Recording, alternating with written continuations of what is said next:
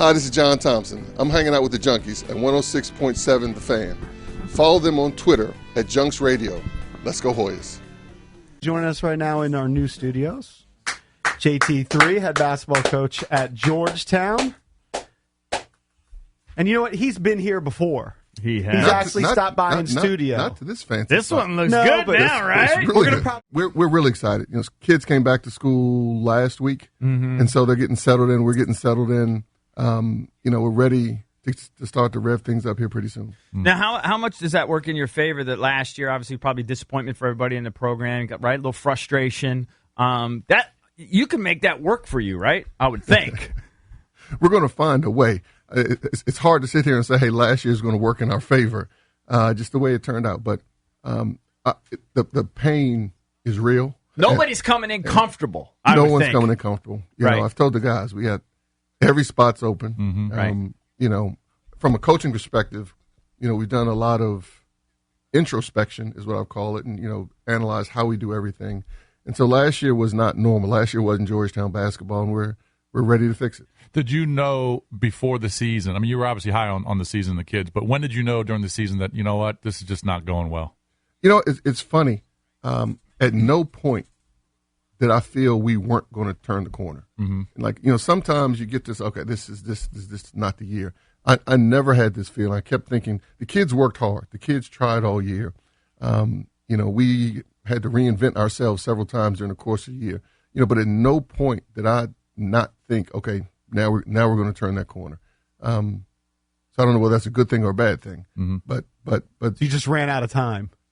You never turned the corner because the season ended. Exactly.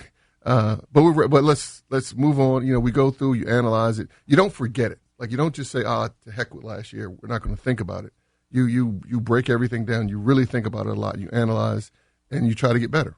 All right, so talk about some of the newcomers. We were just talking off the mic about Mosley, the kid coming in from St. Anthony. So he's going to be a tough, rugged kid playing for Hurley up there.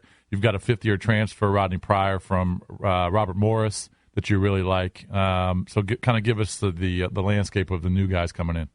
So we have a lot of new additions with the three you just mentioned. We had Okoye Gao, who was out last year with a season-ending knee injury. He's back. So we lose Devontae, but we get a big influx of talent coming in, just to go in the order. Jagan, like you said, St. Anthony's. He's played for Coach Hurley. He knows how to play. Tough kid, really competes. Physically, he's ready to come in and compete right now at this level. Has a very good understanding of the game.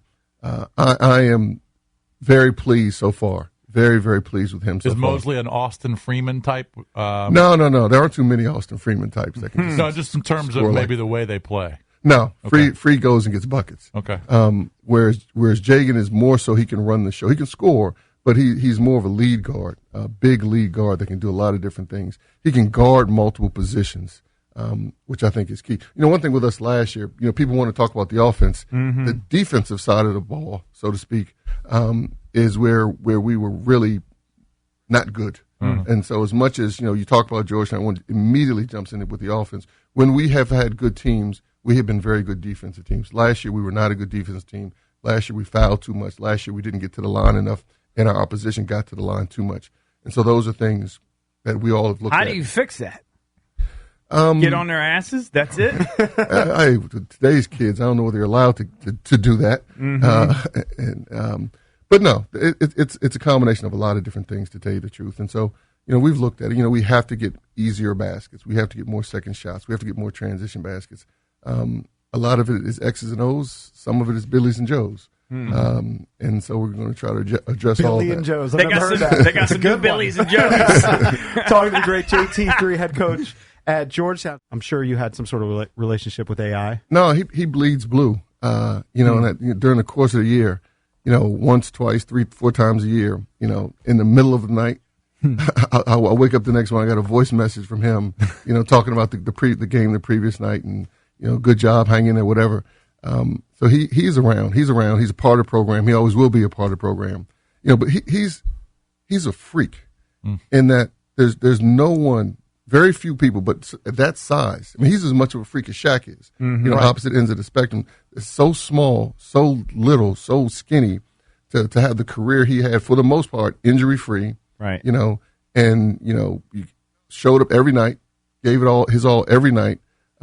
He's clearly one of the best that ever did it. Yeah, right, he wasn't just shooting jumpers either. I mean, he was going in with the trees. No, he punished himself. Contact. He went in there. You know, he was not a prima donna floating on the perimeter throwing up shots. I mean, he was so fun to watch. He really was. Do you bring in a guy like that to talk to a team or past guys? I mean, I know those guys are omnipresent. You know, Patrick and Dikembe and those guys. We always see them around. No, we've done a very good job. Our former players, I think, have done a very good job by design of staying connected to the program. So whether it's the other Hall of Famers, Dikembe was on campus last week.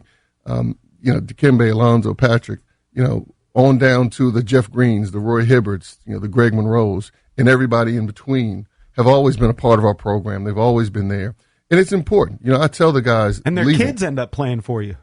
A lot of them have. A lot of them have. It's a good pipeline. It's called good genetics. Yeah.